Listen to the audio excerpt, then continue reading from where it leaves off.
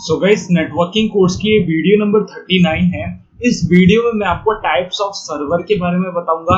Server के types बताने से पहले मैं आपको एक अच्छे एग्जांपल्स के साथ आपको ये क्लियर कर दूंगा कि सर्वर क्या होता है। फिर सर्वर क्लियर करने के बाद जितने भी टाइप्स होते हैं, चाहे वो आपका एक्सचेंज सर्वर हो, चाहे वो आपका बैकअप सर्वर हो, चाहे वो आपका मेल सर्वर हो, डेटाबेस सर्वर हो, सभी के बारे में एक अच्छा सा विजन आपको दे दूंगा कि अगर आपको कोई बोले कि व्हाट इज सर्वर या what is type of server, किसी का भी एग्जांपल पूछे तो आप बहुत ही आसानी से वहां पे उसे बता पाओ, उसका आंसर दे पाओ। तो इस वीडियो में बने रहो और जितने भी टाइप के सर्वर होते हैं सभी के बारे में यहाँ पे मैं आपको एक अच्छा नॉलेज और ओवरव्यू मैं आपको दे दूंगा। तो गाइस, इस वीडियो को स्टार्ट करते हैं बिना ज्यादा टाइम वेस्ट करे। सो गाइस, इस वीडियो को शुरू करने से पहले मैं आपको बता दूं, अगर आपने अभी तक गीकी हब को सब्सक्राइब नहीं किया तो काइंडली सब्सक्राइब करके बेल आइकन को ऑल कर लें ताकि आने वाली कोर्स की कोई भी वीडियो आपसे मिस ना हो। साथ साथ प्लेलिस्ट सेक्शन पे जाके यहाँ पे आप नेटवर्किंग कोर्स की प्लेलिस्ट को एक्सेस कर सकते हैं, बुकमार्क कर सकते हैं, सेव कर सकते हैं, जिससे आने वाली वीडियो तो बिल्कुल आपसे मिस ना हो। और साथ ही साथ आप यहाँ पे और भी बहुत सारे कोर्स यहाँ पे सीख सकते हैं। बहुत सारे कोर्स आपको मैंने यहाँ पे बना के ऑलरेडी दे रखे हैं और फ्यूचर में भी देता रहूंगा। तो अब बिना ज्यादा टाइम वेस्ट करें चलते हैं अपनी वीडियो की तरफ और जानते हैं डिफरेंट टाइप्स ऑफ नेटवर्क के बारे में। सो गाइस, यहाँ पे इस वीडियो में हम आगे बढ़ने से पहले जान लेते हैं कि एक सर्वर क्या होता है, क्या फंक्शन करता है, क्या काम होते हैं सर्वर के, एंड सर्वर क्यों यूज होता है। तो पूरी बात यहाँ पे हम सर्वर से रिलेटेड जानने वाले हैं। So what is a server? तो अ सर्वर, हमें जो नाम ही इसका लग रहा है सर्वर, मतलब सर्विस से कुछ रिलेशन है इसका। तो ये क्या होता है, ये आपको एक सर्विस प्रोवाइड करता है। अब वो किस चीज की सर्विस होती है ये डिपेंड करता है कि वो सर्वर कौन सा है। तो देखो यहाँ पे जो प्रॉपर डेफिनेशन है वो क्या है, a server is a computer that provides data to other computers. अब ये सर्वर आपका हो सकता है किसी कंप्यूटर में इंस्टॉल्ड हो। अब यहाँ पे इज अ कंप्यूटर से रिलेशन यहाँ पे ये है कि आपका सर्वर एक कंप्यूटर के तौर पे काम करता है। तो गाइस, जो सर्वर होता है वो एक तरीके का, आप मान लो एक फिजिकल डिवाइस भी होता है या एक तरीके का एक सॉफ्टवेयर भी होता है, आप दोनों ही इसे कंसीडर कर सकते हो। तो सर्वर आपका बेसिकली कंप्यूटर्स में इंस्टॉल होता है और वो जो कंप्यूटर्स होते हैं वो सिर्फ और सिर्फ सर्वर इंस्टॉल करने के लिए ही बने होते हैं। और वो जो आपके कंप्यूटर्स होते हैं, वो जो सर्वर इंस्टॉल करते हैं वो होते हैं मेन फ्रेम कंप्यूटर्स और सुपर कंप्यूटर्स, उन्हीं में आपके सर्वर इंस्टॉल्ड होते हैं। तो हम कह सकते हैं कि a server is a computer that provides data to the other computer. अब मैंने आपको बताया सर्वर सर्विस प्रोवाइड करते हैं। तो गाइस, सर्वर आपका रियल में सर्विस ही प्रोवाइड करते हैं। और किसे प्रोवाइड करते हैं? बाकी कंप्यूटर्स को, जो उनके क्लाइंट्स होते हैं, जो उनके यूजर्स होते हैं। ठीक है, बाद में आपको एग्जांपल सहित बताऊंगा। It may serve data to systems on a local area network. अगर आपका सर्वर लोकल एरिया नेटवर्क में है तो आपके लोकल एरिया नेटवर्क में जितने भी कंप्यूटर्स होंगे उनको वो डाटा प्रोवाइड करेगा, उनको वो सर्विसेज प्रोवाइड करेगा।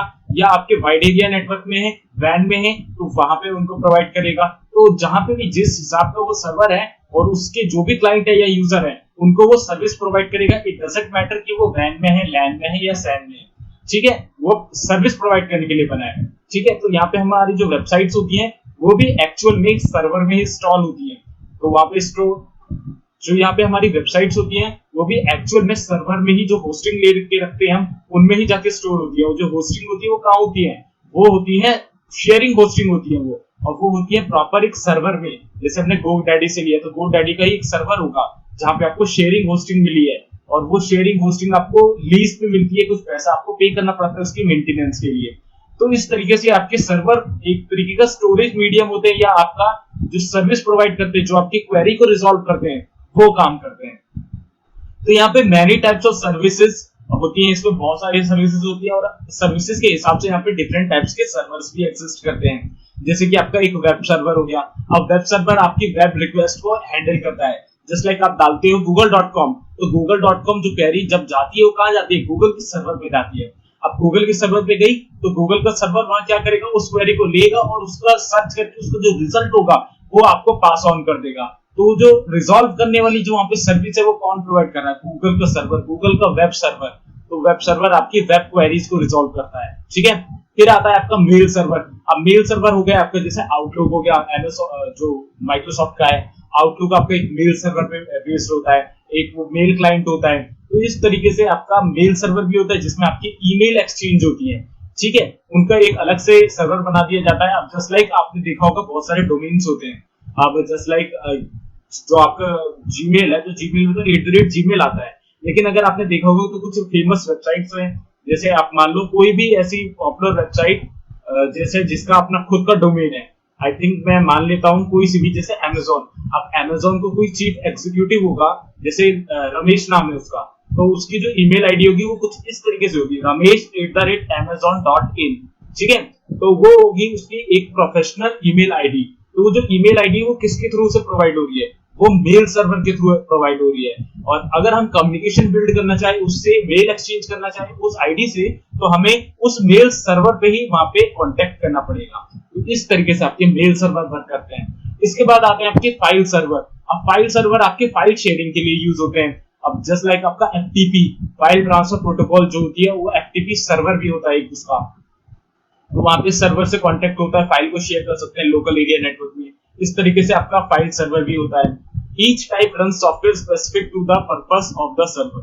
तो इनके प्रॉपर अलग अलग सॉफ्टवेयर होते हैं जिन पे ये बेस होके रन होते हैं। For example a web server में रन अपाची एचटीटीपी सर्वर और माइक्रोसॉफ्ट आईआईएस। तो अगर आपने वेब डेवलपमेंट करा है तो आपने अपाची माइएसक्यूएल सर्वर जरूर देखे होंगे, जो कि आपके एचटीटीपी और एचटीटीपीएस में वर्क करते थे, जो कि एक्चुअली एक लोकल सर्वर क्रिएट कर देता था होस्टिंग के लिए, जिसमें आप अपनी वेबसाइट रन कर सकते थे htdocs के फोल्डर पे जाके। तो इस तरीके से यहाँ पे एक आपको वेब सर्वर प्रोवाइड हो जाता है अपाची की तरफ से, जिसे XAMPP सर्वर भी कहते हैं।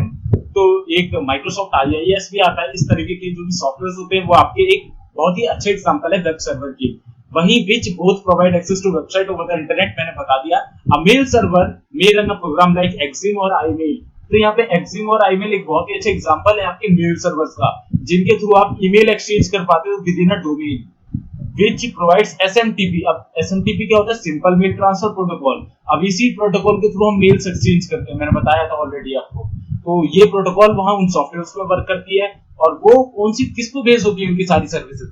उनके मेल सर्वर पे। मेल सर्वर की वजह से उनकी क्वेरी एक्सेप्ट होती है, रिजॉल्व होती है, और जो भी काम होता है सर्वर में होता है, ठीक है। तो सेंडिंग रिसीविंग ईमेल का काम होता है आपका मेल सर्वर का। वही फाइल सर्वर में आपका सांबा यूज होता है। सांबा भी बहुत अच्छा है आपका यहाँ पे फाइल सर्वर है। एफटीपी का फाइल सर्वर बहुत अच्छा फाइल सर्वर है, जो कि आपको विंडोज में ऑलरेडी मिल जाता है, आप उसे सिंपली यूज कर सकते हो। तो इस तरीके से आपके सर्विसेज होती है जो कि आप सर्वर्स के थ्रू करते हो। तो डिफरेंट 3 सर्वर मैंने आपको यहाँ पे अभी क्लियर कर दिए, वेब सर्वर, फाइल सर्वर और मेल सर्वर। तो ये आपके नॉर्मल 3 सर्वर्स होते हैं जो कि आपको बहुत ही नॉर्मल देखने को मिल जाएंगे। तो यहाँ पे एक प्रॉपर सा सिनेरियो ले लेते हैं, व्हाट इज अ सर्वर।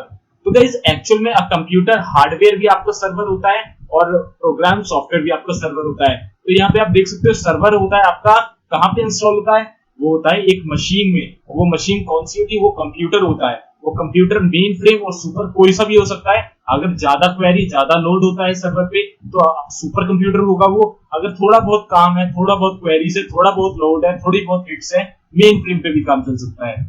तो वहां पे आपका हार्डवेयर भी होगा सर्वर के अंदर, और वहां पे आपके सॉफ्टवेयर भी होंगे सर्वर्स के अंदर। भी डिपेंड करता है कि वहां पे आपको कैसी कैसी सर्विसेज भी देनी है। तो यहाँ पे और लिखा है, तो आगे वाली स्लाइड में देख लेते हैं कि एक सर्वर होता क्या है। तो गाइस देखो, ये आपका सर्वर हार्डवेयर में भी होता है, सॉफ्टवेयर में भी होता है। तो दोनों का कॉम्बिनेशन आपका एक सर्वर बिल्ड करता है। For example a typical PC, desktop और laptop Apache HTTP server software equal to web server. अगर आप नॉर्मल एक कंप्यूटर लोगे, उसमें XAMPP नाम का फोल्डर आता है, XAMPP XAMPP, जिसमें आपको डिफरेंट तरीके के वहां पे आपको सर्वर देखने को मिल जाते हैं। जैसे अपाची का सर्वर हो गया, MySQL का सर्वर हो गया। आप उस सर्वर को डाउनलोड करो XAMPP को, और उसमें आप अपाची का एचटीटीपी सर्वर ऑन कर लो। ये आपका हो गया सॉफ्टवेयर, और ये हो गया आपका कंप्यूटर का हार्डवेयर। तो दोनों का अगर आप कॉम्बिनेशन उनका कर दोगे, कॉन्केटिनेशन करने के दौरान आपका वो कन्वर्ट हो जाएगा एक वेब सर्वर में। फिर आप अपनी वेबसाइट होस्ट कर सकते हो उस XAMPP सर्वर में, ठीक है। इस तरीके से आपका सर्वर एक लोकली आप बना सकते हो। अगर आपको कोई प्रोजेक्ट करना हो वेबसाइट से रिलेटेड, या कैसे वो ऑनलाइन मेरी वेबसाइट दिखेगी, तब वेब सर्वर की अगर आपको जरूरत हो तो आप एक नॉर्मल ऐसे सेटअप कर सकते हो। इस तरीके से भी हम सेटअप कर सकते हैं अपने सर्वर। लेकिन अगर हमें बड़े सर्वर सेटअप करने तो ऐसे नहीं होते। वहां पे ज्यादा हिट्स को हैंडल करने के लिए एक अच्छी स्पीड वाला, एक अच्छा परफॉर्मेंस वाला सर्वर हमें लगाना पड़ेगा, जिसके लिए हमें सुपर या मेन फ्रेम कंप्यूटर का इस्तेमाल करना पड़ेगा। तो यहाँ पे देख लेते हैं सर्वर का मेन काम क्या है। अब देखो, यहाँ पे आपका एक पीसी लगा हुआ है। जैसे यहाँ पे आपका क्लाइंट है, क्लाइंट नंबर 1, ठीक है। ये कौन है? ये आपका क्लाइंट नंबर 2, ठीक है। ये कौन है? ये है आपका क्लाइंट नंबर 3। तो यहाँ पे आपके 3 क्लाइंट हो गए, और ये रहा आपका क्या? ये रहा आपका सर्वर। मतलब सर्वर क्या है, अब देखो यहाँ पे क्या है, ये सर्वर है किसका, ये सर्वर है आपका गूगल का, GOOGLE यानी गूगल का सर्वर है। अब क्या करता है आपका C1 एक क्वेरी सर्च करता है, व्हाट इज अ कार, ठीक है, एक कार क्या होती है, तो वो रिक्वेस्ट आपकी गूगल पे जाएगी, अगर गूगल पे सर्च करा है तो वो क्वेरी क्या जाएगी, गूगल के सर्वर पे जाएगी, यानी इस सर्वर पे जाएगी। अब ये गूगल का सर्वर क्या करेगा, उस क्वेरी को लेगा, उससे रिलेटेड जितने भी रिजल्ट होगा वो रिस्पॉन्स में इसको वापस रिटर्न में दे देगा, ठीक है। तो यहाँ पे आपकी क्वेरी रिजॉल्व हुई और आपके रिजल्ट आपको मिल गए रिस्पॉन्स में, तो ये काम हो गया। इसी के साथ C2 ने क्या करा, C2 ने फेसबुक सर्च करा, तो गूगल इसकी भी रिक्वेस्ट लेगा, उसे प्रोसेस करेगा, उसके रिजल्ट इसे रिस्पॉन्स में दे देगा। इसने क्या करा, इसने ट्विटर सर्च किया, तो इसकी क्वेरी लेगा, इसे रिजॉल्व करेगा, इसे दे देगा। तो क्वेरीज को रिजॉल्व करने का काम आपका सर्वर करता है, ठीक है। अब ये सर्वर आपका क्वेरीज रिजॉल्व करने के साथ साथ बहुत सारी चीजें और भी करता है, जस्ट लाइक कुछ प्रोटोकॉल्स को रिजॉल्व करता है, जैसे आपकी SMTP है, मेल एक्सचेंज करना है वो भी ये कर देता है। हाँ भाई, मेल एक्सचेंज सर्वर है तो मेल को एक्सचेंज कर देगा। फाइल ट्रांसफरिंग का सर्वर है, फाइल एक्सचेंज कर देगा। और जिस भी तरीके का सर्वर है, जैसे DHCP का सर्वर है, तो वहां पे वो क्या करेगा, एक कॉन्फ़िगरेशन करेगा और जो भी IP फ्री होगी उस टाइम पे वो रिजर्व करके आपको प्रोवाइड कर देगा। इस तरीके से DHCP वर्क करेगा। DNS सर्वर है तो IP टू डोमेन चेक करेगा कि हाँ भाई इसका IP ये है, इसका डोमेन क्या होगा, तो अपने डेटाबेस में जाके चेक करेगा। और सर्वर में अगर आपकी डेटाबेसेस हैं तो डेटाबेस से रिलेटेड यहाँ पे ये कि अगर आपका फेसबुक का सर्वर है और वहां पे अगर आप लॉगिन करते हो तो वो रिक्वेस्ट जाएगी लॉगिन की कहां पे, फेसबुक के सर्वर पे, और फेसबुक का सर्वर उसे वेरीफाई करेगा, उसके क्रेडेंशियल और अपने डेटाबेस से मैच करेगा।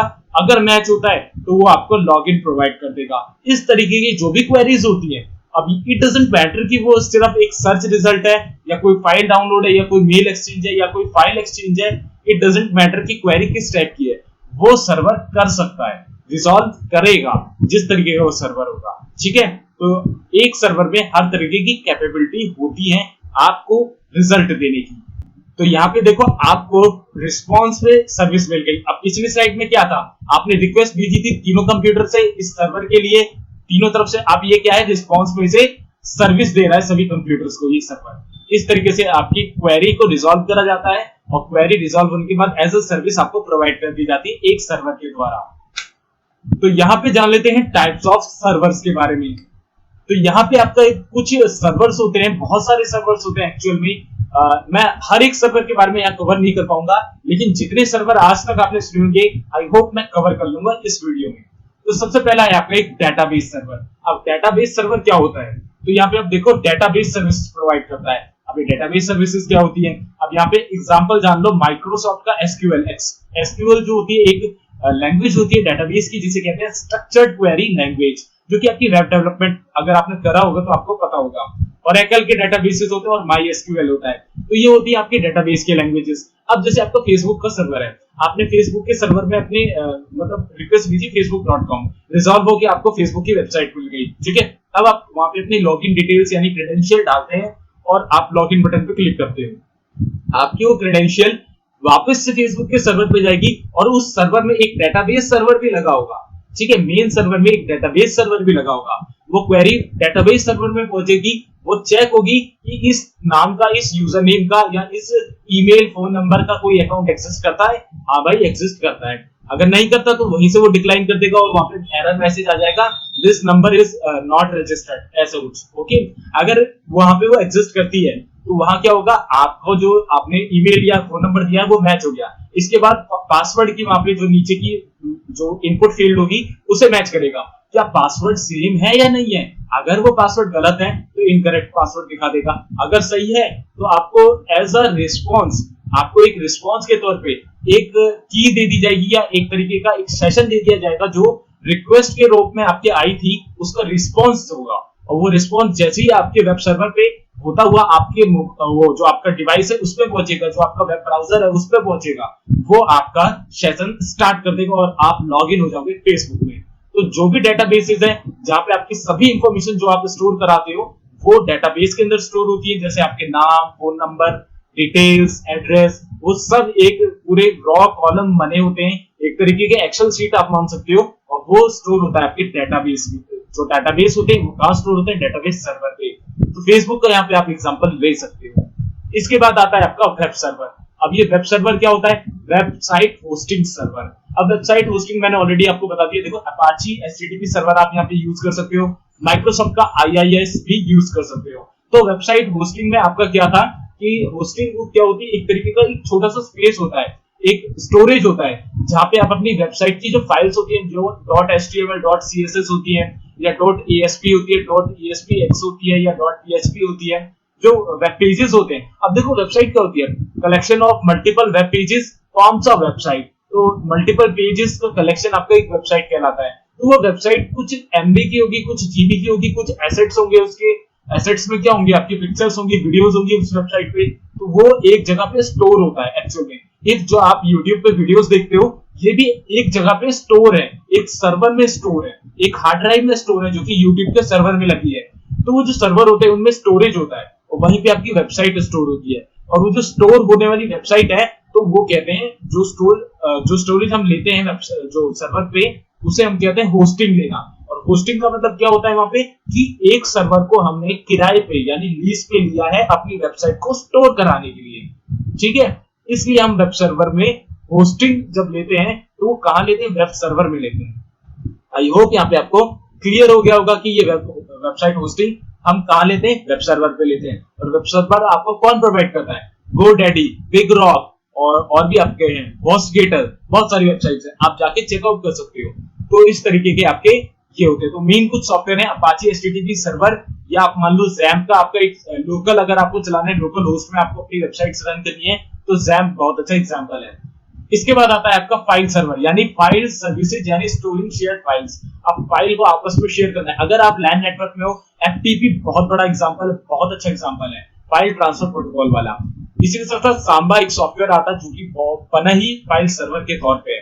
माइक्रोसॉफ्ट विंडोज स्टोरेज सर्वर बहुत अच्छा एग्जांपल है, आपको AVDS में मिल जाता है जो कि माइक्रोसॉफ्ट की तरफ से आता है, वही FTP भी मिल जाता है। इसके थ्रू क्या करते हो आप नेटवर्क में जो भी कनेक्टेड है सिस्टम उनमें फाइल एक्सचेंज कर सकते हो। साथ साथ फाइल सर्वर में क्या है कि आप एक सर्वर बना देते हो और उसी के थ्रू आप फाइल एक्सचेंज करते हो।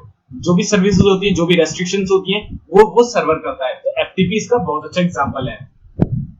इसके बाद आपका यहाँ पे आता है मेल सर्वर जो कि आपको प्रोवाइड करता है ईमेल सर्विसेज। अब ईमेल सर्विसेज मैंने आपको बता दिया, मेल्स को एक्सचेंज करना। यहाँ पे आपकी SMTP यानी simple mail transfer protocol work करती है।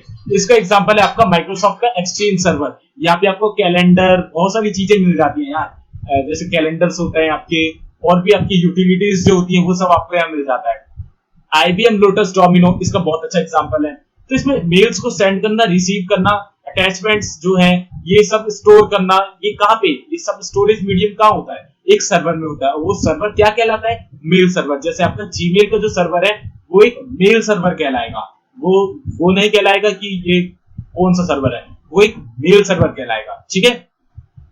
Application server. अब एप्लीकेशन सर्वर क्या है, an environment to run certain applications. कुछ ऐसे सॉफ्टवेयर होते हैं जिन्हें रन करने के लिए एक सर्टेन एनवायरनमेंट चाहिए। अब जैसा आपका ओरेकल का वेब लॉजिक सर्वर है, ओरेकल का एप्लीकेशन सर्वर है, ओरेकल का ही ग्लासफिश सर्वर है, एक ज़ेंट सर्वर आता है। तो इनमें क्या होता है कि एक पर्टिकुलर स्पेशल सर्वर बना दिया जाता है कुछ स्पेशल चीजों को रन करने के लिए। अगर आपने स्ट्रीम पे गेमिंग करी है, अब जैसे प्ले स्टेशन आपने देखा होगा, प्ले स्टेशन होता है जो ऑनलाइन गेमिंग चलती है, स्ट्रीमिंग चलती है, तो वहां पे क्या होता है कि लाइव सब चीजें चलती रहती हैं। एक पर्टिकुलर वहां पे सर्वर बना दिया जाता है जिसमें जो भी यूजर्स हैं वो स्ट्रीम देख सकते हैं, स्ट्रीम कर सकते हैं एक दूसरे से। तो वहां पे स्ट्रीम का एक सर्वर है जिसे हम कहेंगे एप्लीकेशन सर्वर। अब उस सर्वर के थ्रू हम कांटेक्ट कर पा रहे हैं किसी दूसरे ओपोनेंट से गेम के अंदर ही। तो वो जो गेम है आपका वो एक्चुअल में कहां पे बेस है, एप्लीकेशन सर्वर पे। तो यहाँ पे ये थोड़ा सा कॉम्प्लेक्स हो सकता है बिकॉज यहाँ पे आप इतना समझ लो, जो भी ऑनलाइन गेमिंग होती है ना, जिसमें ऑनलाइन खेलते हैं हम, किसी दूसरे दोस्त को ओपोनेंट बना लेते हैं ऐसे कुछ, तो वो आपका एप्लीकेशन सर्वर की वजह से हम खेल पाते हैं। वो जो सॉफ्टवेयर होते हैं, गेम्स होते हैं, एप्लीकेशन सर्वर का ही इस्तेमाल करते हैं। इनके अपने खुद के सर्वर इंजन होते हैं, इंजन कहते हैं जिसे, जैसे स्ट्रीम खुद एक इंजन है, तो उसमें आपका सर्वर रन करता है एंड इसी में आप अपने गेम्स को ऑनलाइन लाइव खेल पाते हैं। इसके बाद आपका आता है DNS सर्वर। अब DNS सर्वर मैंने ऑलरेडी आपको बताया हुआ है, DNS क्या होता है, translation of domain name into IP address. अब यहाँ पे भी मान लो एक तरीके का पूरा एक रिकॉर्ड है अब रिकॉर्ड में आपके दो कॉलम्स है, एक साइड है आपकी आईपी और एक साइड है आपके डोमेन्स। ठीक है, अब यहाँ पे क्या है कि आप जो भी सर्च करते हो, जैसे आप google.com सर्च करते हो तो वो क्वेरी आपकी डीएनएस सर्वर पे भी जाएगी और वहां पे उसका आईपी मिलेगा और आईपी अटैच होकर रिजल्ट में आपके पास आ जाएगा। जैसे ही आप google.com पे क्लिक करोगे वो आईपी के थ्रू google.com खुल जाएगा। इस तरीके से ये पूरा वर्क करता है, मैंने ऑलरेडी आपको बताया हुआ है। तो माइक्रोसॉफ्ट का विंडोज सर्वर बहुत अच्छा एग्जांपल है, डीएनएस सर्वर इसके अंदर आपको मिल जाता है। फाइंड बहुत अच्छा एग्जांपल है, इनके अंदर भी आपको डीएनएस सर्वर मिल जाता है। तो डीएनएस सर्वर ऑलरेडी यार मैंने बता रखा है अच्छी तरीके से, तो आपको यहाँ पे समझ गए होंगे आपकी डीएनएस का काम क्या होता है। ये आपकी डोमेन टू आपकी आईपी और आईपी टू डोमेन जो रिजॉल्व करने का काम होता है वो डीएनएस सर्वर का होता है, और डीएनएस सर्वर में एक पूरा रिकॉर्ड होता है किस डोमेन का क्या आईपी है या किस आईपी का क्या डोमेन है, पूरा रिकॉर्ड होता है। तो यहाँ पे आप जान लेते हैं प्रॉक्सी सर्वर के बारे में। तो प्रॉक्सी सर्वर क्या होता है, फिल्टरिंग एंड कैशिंग का काम करता है। प्रॉक्सी सर्वर मैंने ऑलरेडी आपको पिछली या 2 या 3 वीडियो पहले बता दिया था प्रॉक्सी क्या होता है, प्रॉक्सी सर्वर क्या होता है। तो प्रॉक्सी जो होता है वो कहां पे रिस्पॉन्ड करता है, अपनी सर्वर पे रिस्पॉन्ड करता है, और उस सर्वर को हम कहते हैं प्रॉक्सी सर्वर। तो यहाँ पे अपाची का एचटीटीपी सर्वर भी एक प्रॉक्सी सर्वर होता है, अपाची का ट्रैफिक सर्वर भी होता है, मैनेजमेंट गेटवे एक आईएसए का आता है वो भी माइक्रोसॉफ्ट की तरफ से होता है और वो भी एक प्रॉक्सी सर्वर है। इसके थ्रू आप एक ऐसी जगह का आईपी ले सकते हो जो कि रियल में एक्सेस नहीं कर रही है आपके पास, और आप वहां का आईपी लेके इंटरनेट में कनेक्ट हो सकते हो, या कुछ ऐसी वेबसाइट्स ओपन कर सकते हो जो कि अनएक्सेसिबल है आपकी कंट्री में या आपके आईएसपी के द्वारा, तो आप उन सबको भी एक्सेस कर सकते हो। तो ये आपका प्रॉक्सी सर्वर आपको डिफरेंट डिफरेंट रीजन्स में हो सकते हैं, जैसे यूएस, कनाडा, जर्मनी, नॉर्वे, और वहीं के आईपी आपको ये प्रोवाइड कर देते हैं। तो ये होता है आपका प्रॉक्सी सर्वर। फिर आता है आपका प्रिंट सर्वर। अब ये प्रिंट सर्वर क्या होता है, प्रिंटर सर्विसेज के लिए यूज होता है। एक सर्वर, हम ये सर्वर क्यों क्रिएट करते हैं, ये हम नॉर्मली एक सॉफ्टवेयर के अंदर भी क्रिएट कर सकते हैं। जैसे अगर आपने सुना होगा एक्सपीएस माइक्रोसॉफ्ट की एक यूटिलिटी होती है, उसके थ्रू हम इसे क्रिएट कर सकते हैं। और इससे हमें क्या फायदा है, इससे हम इसको शेयर कर सकते हैं। प्रिंटर जो होगा हमारा वो शेयर हो जाएगा, हम इसे एक प्रिंटर का जो आपका सर्वर हम बना देंगे, तो उस नेटवर्क में जैसे 10 कंप्यूटर कनेक्टेड है तो 10 के 10 अपनी सर्विसेज उस प्रिंटर से ले सकते हैं, उस प्रिंटर में अपनी कमांड देके उससे प्रिंट ले सकते हैं। तो बहुत सारी चीजों को आपस में कनेक्ट कर दिया जाता है, तब वो भी एक नेटवर्क कहलाता है। तो ये एक तरीके का नेटवर्क का एग्जांपल है। एक नेटवर्क में एक आपको प्रिंटर अटैच करना है और उसे सर्वर बना देना है, और जो भी आप कंप्यूटर वहां पे यूज कर रहे हो उन सभी से आप प्रिंट ले सकते हो सिंगल प्रिंटर से। तो इस तरीके के आपके नॉर्मल से सर्वर्स होते हैं। आई होप मैंने यहाँ पे आपको ज्यादातर सर्वर जो भी होते हैं मैंने यहाँ पे कवर कर लिए होंगे, या जो भी 2-4 आपके सर्वर बच रहे होंगे वो आपको नीचे देखने को मिल रहा है। एफटीपी सर्वर तो ये मैंने ऑलरेडी बताया। फाइल सर्वर आपका होता है। चैट सर्वर ये जैसे व्हाट्सएप होता है, व्हाट्सएप कहाँ पे बेस होता है, ये होता है एक लाइव सेशन होता है इसमें, कि तुरंत जो भी चीज होती है तुरंत रिजॉल्व हो जाए, इस तरीके का आपका चैट सर्वर होता है। फैक्ट सर्वर होता है, गेम सर्वर होता है, ऑडियो वीडियो सर्वर होते हैं। तो ये एक तरीके का मिक्सअप होता है, मतलब ये आप मान लो ये नॉर्मल अलग अलग टर्म हो जाती है, लेकिन ये एग्जांपल सिर्फ एक या 2 सर्वर के ही है। जैसे एक नॉर्मल सर्वर होता है सर्विस प्रोवाइड करने वाला, जैसे आपका प्रॉक्सी सर्वर है वो क्या करता है, प्रॉक्सी प्रोवाइड करता है। प्रिंटर क्या है, प्रिंटर प्रोवाइड करता है। अब यहाँ पे मैं कर सकता था स्कैन सर्वर। अब स्कैन सर्वर क्या होता है, प्रिंटर की जगह स्कैनर होता है और सारे कंप्यूटर स्कैन ले सकते थे उस सिंगल स्कैनर से। तो इस तरीके के हम नॉर्मल अलग अलग टर्म बना देते हैं, लेकिन सर्वर का काम क्या होता है मैंने यहाँ पे आपको बता दिया। एक डीएचसीपी सर्वर होता है। अब डीएचसीपी सर्वर का काम क्या होता है, आपको ऑटोमेटिकली आईपी प्रोवाइड कर देना। अब वो आईपी थोड़ी देर के लिए रिजर्व कर देगा जब तक आपके पास आईपी है, और आपको एक नई आईपी प्रोवाइड करके दे देगा। इस तरीके के और भी बहुत सारे सर्वर होते हैं। तो कंफ्यूज नहीं होना, एक प्रॉपर आपको डेफिनेशन क्या देनी है। आई होप यहाँ पे आपको क्लियर हो गई होगी कि सर्वर अगर आपसे कोई पूछे तो आपको क्या बताना है। तो यहाँ पे types of server form factors भी जान लेते हैं। तो टाइप्स ऑफ सर्वर के फॉर्म फैक्टर्स क्या है, कितने टाइप के आपके सर्वर्स आते हैं। तो सबसे पहला आता है आपका टावर का सर्वर। आपके टावर के सर्वर में क्या होता है, a tower server is a free-standing unit similar to a large desktop PC in both size and shape। तो अगर आपने कुछ इतने बड़े बड़े देखे हो सर्वर, तो ये आपके कहलाते हैं टावर सर्वर। इतने बड़े जो भी आपके सर्वर्स होते हैं वो टावर सर्वर कहलाते हैं। तो ये आपके नॉर्मल बड़े बड़े डाटा सेंटर्स में लगे होते हैं। तो डाटा सेंटर क्या होता है अगली वीडियो में बताऊंगा, ठीक है। तो ये सुपर कंप्यूटर या मेन फ्रेम पे आधारित हो सकते हैं।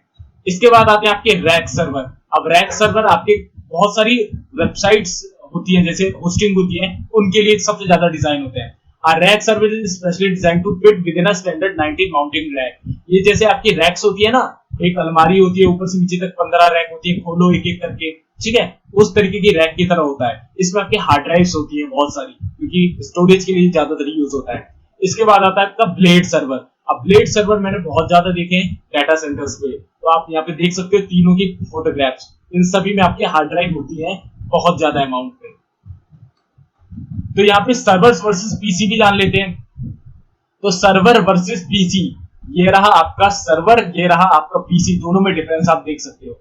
Server offer high reliability and dependability features that just are not available on desktop PC. तो ये हाई अवेलेबिलिटी होती है इनमें, हाई परफॉर्मेंस होता है, और जो भी चीजें होती है हाई होती है एकदम इन कंपेयरिंग ऑफ पीसी। अब पीसी आपका बीच में बंद भी हो सकता है, शट डाउन भी हो सकता है, अपडेट हो गया तो रीस्टार्ट भी हो सकता है, लेकिन सर्वर आपका डाउन टाउन बहुत कम होता है। डाउन टाइम मतलब आपकी सर्वर का रेस्ट लेने का टाइम, ठीक है, तो ये बहुत कम होता है। इनको बहुत ज्यादा परफॉर्मेंस के लिए बनाया जाता है, बहुत ज्यादा रिक्वेस्ट को हैंडल करने के लिए बनाया जाता है। Servers have proven performance advantage over PC. तो बहुत सारे परफॉर्मेंस के एडवांटेज है इनमें। आपकी जो फ्रीक्वेंसी होती है वो टेराहर्ट्ज में होती है, और जो आपके कंप्यूटर्स होते हैं उनके प्रोसेसर की जो फ्रीक्वेंसी होती है वो आपकी 1.2, 2.3, 4 इतनी ही गीगाहर्ट्ज में होती है। तो यहाँ से फ्रीक्वेंसी से आप डिफरेंस पता कर सकते हो। Servers help improve productivity, reduce operating expensive and lower maintenance cost. तो यहाँ पे आपके सर्वर प्रोडक्टिविटी के लिए बनाए जाते हैं। प्रोडक्टिविटी मतलब अगर आप कोई बिजनेस करते हो और उसे आप ऑनलाइन ले जाना चाहते हो तो आपको प्रोडक्टिविटी मिलेगी वहां पे। सर्वर यूज करोगे तो आपकी कुछ ऐसे एप्लीकेशंस आप अपने बिजनेस के साथ जोड़ पाओगे ऑनलाइन वाले, जिससे आपकी प्रोडक्टिविटी बढ़ेगी, आपका स्केल होगा बिजनेस। तो उन सब के लिए हम सर्वर का इस्तेमाल करेंगे। अगर हमें वेबसाइट होस्ट करनी है, एक एप्लीकेशन क्रिएट करवाना है तो सर्वर लेना पड़ेगा।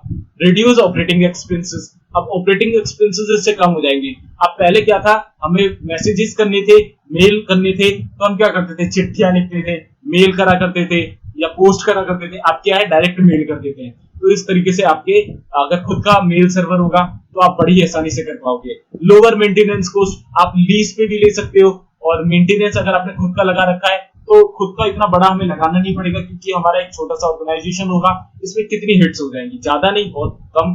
तो इसलिए यहाँ पे मेंटेनेंस कॉस्ट भी काफी लो आएगी। अगर हम खुद सर्विस प्रोवाइड करने वाले बन रहे हैं तो आपकी यहाँ पे मेंटेनेंस कॉस्ट हाई हो सकती है। तो हर एक चीज के हम यहाँ पे क्राइटेरिया ले लें तो सर्वर बेस्ट है आपके पीसी से। तो आपका नॉर्मल पीसी, आप उसमें भी सर्वर इंस्टॉल कर सकते हो, लेकिन it doesn't work as like a main server. अगर आपको मेन सर्वर का वहां पे करना है इंस्टॉल, या तो आप मेन फ्रेम कंप्यूटर पे करो या तो सुपर कंप्यूटर में करो, नॉर्मल पीसी में करने का कोई फायदा नहीं।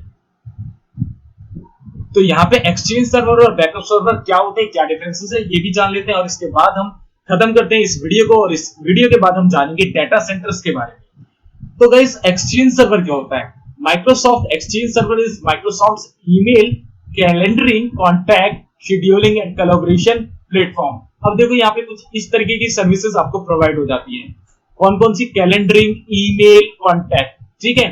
It is diploid on the Windows server operating system OS. तो आपका जो माइक्रोसॉफ्ट का विंडोज सर्वर है, जिसे हम कहते हैं ऑपरेटिंग सिस्टम, ठीक है, ऑपरेटिंग सिस्टम ही होता है वो, जिसे हम कहते हैं normal network operating system, NOS, जो कि ऑलरेडी मैंने आपको कंप्यूटर बेसिक कोर्स में बता रखा है।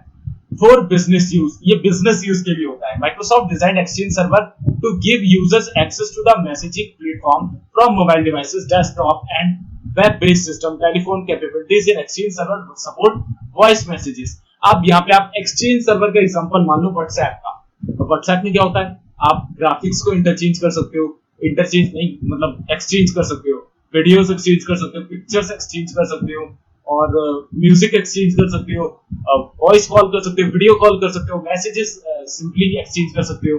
तो वो सारी कैपेबिलिटी कहाँ पे है? वो सारी कैपेबिलिटी एक नॉर्मल मेल सर्वर में तो आपको मिलेगी नहीं, या एक नॉर्मल से रिक्वेस्ट सर्वर में तो आपको मिलेगी नहीं, या वेब सर्वर में तो मिलेगी नहीं। उसके लिए आपको एक स्पेशल टाइप का सर्वर चाहिए, जो कि होता है आपका एक्सचेंज सर्वर। तो अगर आप कंफ्यूज हो आज तक एंड्रॉइड ऐप डेवलपमेंट में कि आपके जो नॉर्मल व्हाट्सएप है, इसमें जो मैसेज हम भेजते हैं, तो ये इनका कौन सा सर्वर होता है? गाइस, एक्सचेंज सर्वर होता है। उसी सर्वर के थ्रू आपके messages, graphics, pictures, videos exchange हो पाते हैं आपके सेंडर से रिसीवर तक और रिसीवर से सेंडर तक। I hope exchange server clear हो गया होगा। बैकअप सर्वर क्या होता है? बैकअप सर्वर, देखो मैं एक नॉर्मल सी टर्म बता देता हूँ बैकअप सर्वर क्या होता है।